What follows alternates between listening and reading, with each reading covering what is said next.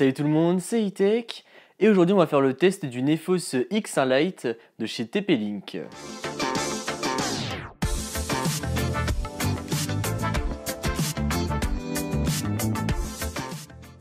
Donc TP-Link est une marque que je connaissais surtout pour tout ce qui est routeur, Wi-Fi, etc.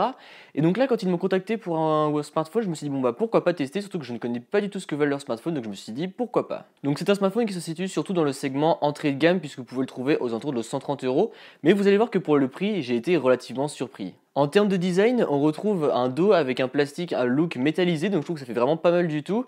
En plus, ce dos est légèrement incurvé, donc pour la prise en main, c'est vraiment génial. Au dos, vous aurez un appareil photo de 12 mégapixels, le capteur d'empreinte digitale ainsi que le flash du smartphone. Sur la face avant, on retrouve l'écran IPS de 5 pouces ainsi qu'un appareil photo de 5 mégapixels. Côté photo, j'ai été agréablement surpris, surtout par la caméra arrière qui est, je trouve, relativement bonne par rapport au prix du smartphone.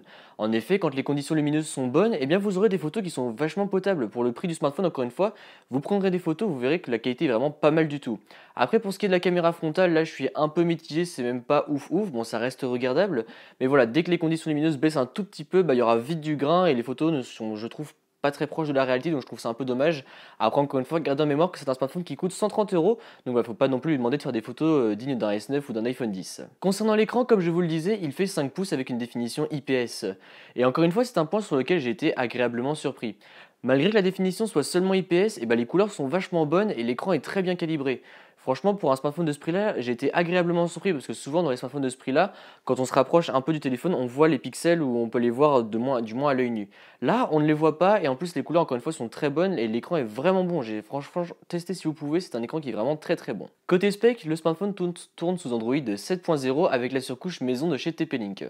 Donc c'est une surcouche qui se rapproche assez de l'Android pur, elle ajoute 2-3 petites fonctionnalités par-ci par-là, mais franchement ça reste très proche du Android pur, et en plus moi le peu qu'il y a sur cette surcouche, c'est surtout notamment en termes de design, et bien je trouve que c'est assez sympa, ça me fait penser un peu à Meizu, dans le test que vous avez fait du M5 Note, voilà ça me fait penser un peu à Meizu, mais franchement ça reste très potable, et en plus c'est fluide, ça tourne bien, pas de fioritures. Le smartphone est équipé d'un processeur Mediatek ainsi que de 2 Go de RAM.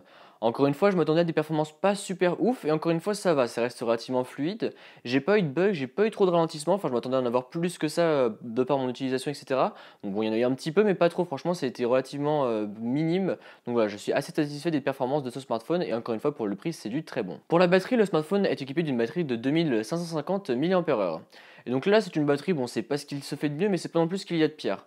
En effet, vous tiendrez une petite journée, ça dépend de vos utilisations. Si vous utilisez votre téléphone de manière normale, c'est-à-dire sans trop faire de réseaux sociaux, envoyer un peu de messages, quelques appels, etc., vous tiendrez largement une journée. Par contre, il faudra recharger vers 21 h, je pense. Après, si vous avez une utilisation intensive, il faudra recharger, je pense, vers 17-18 h, parce que là, ça deviendra assez limite.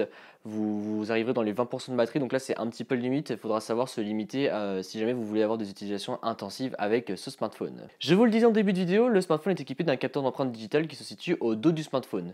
Et franchement, encore une fois, j'ai été bien surpris par ce capteur d'empreinte digitale parce que je me suis dit, bon, voilà, il y aura peut-être 1 ou 2 secondes avant que ça se déverrouille.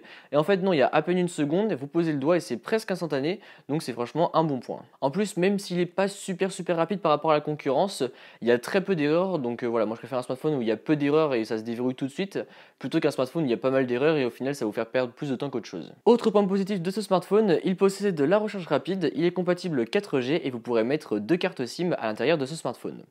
Donc conclusion sur ce smartphone, bien que j'ai testé plusieurs smartphones entrée de gamme, notamment il y avait le Meizu M5 Note, j'en ai testé pas mal de chez Echo, 2 il me semble, et là avec celui-ci, avec ce petit X1 Lite, j'ai été agréablement surpris. Pour 130 €, je pense qu'il se situe largement dans le top 2 des smartphones entrée de gamme que j'ai testé, et je pense que pour 130 €, vous en aurez pour votre argent. Les photos sont correctes, la rapidité, ça va, franchement j'ai vu pire, la batterie tient également bien, et le design est vachement agréable, surtout par les courbures qui vous tiennent bien en main lorsque vous avez le téléphone au creux de la main.